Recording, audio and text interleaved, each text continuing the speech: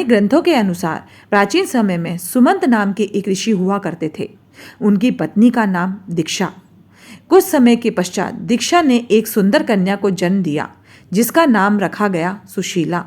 लेकिन कुछ ही समय के पश्चात सुशीला के सिर से मां का साया उठ गया। अब ऋषि को बच्चे के लालन पालन की चिंता होने लगी तो उन्होंने दूसरा विवाह करने का निर्णय लिया। उनकी दूसरी पत्नी और सुशीला की सौतेली मां का नाम कर्कशा था। वह अपने नाम की तरह ही स्वभाव से भी कर्कश थी।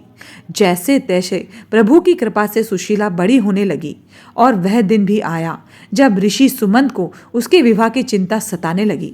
काफी प्रयासों के पश्चात कौंडिन्य ऋषि से सुशीला का विवाह संपन्न हुआ, लेकिन यह भी सुशीला को दरिद्रता का ही सामना करना पड़ा।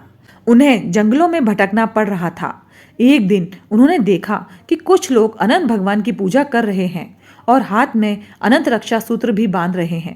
सुशीला ने उनसे अनंत भगवान के व्रत के महत्व को जानकर पूजा का विधि विधान पूछा और उसका पालन करते हुए अनंत रक्षा सूत्र अपनी कलाई पर भी बांध लिया।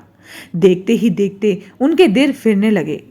कौंडिन्य ऋषि में अहंकार आ गया कि यह अब उन्होंने अपने मेहनत से निर्मित किया है। काफी हद तक सही भी था, प्रयास तो बहुत किया था। अगले ही वर्ष ठीक अनंत चतुर्दशी की बात है। सुशीला अनंत भगवान का शुक्रिया कर उनकी पूजा आराधना कर अनंत रक्षा सूत्र को बांध कर घर लौटी तो कौंडिन्य को उसके हाथ में बंधा हुआ अनंत धागा दिखाई दिया और उसके बारे में पूछा। सुशीला ने खुशी खुशी बताया कि अनंत भगवान की आराधना कर यह रक्षा सूत्र बंधवाया है। इसके पश्चात ही हमारे दिन बहरे हैं। इस पर कौंडिन्य खुद को अपमानित महसूस करने लगे कि उनकी मेहनत का श्रेय सुशीला अपनी पूजा को दे रही है। उन्होंने उस धागे को उतरवा दिया। इससे अनंत भगवान रुष्ट हो गए और देखते ही देखते कौंडिन्य अर्श से फर्श पर आ गए।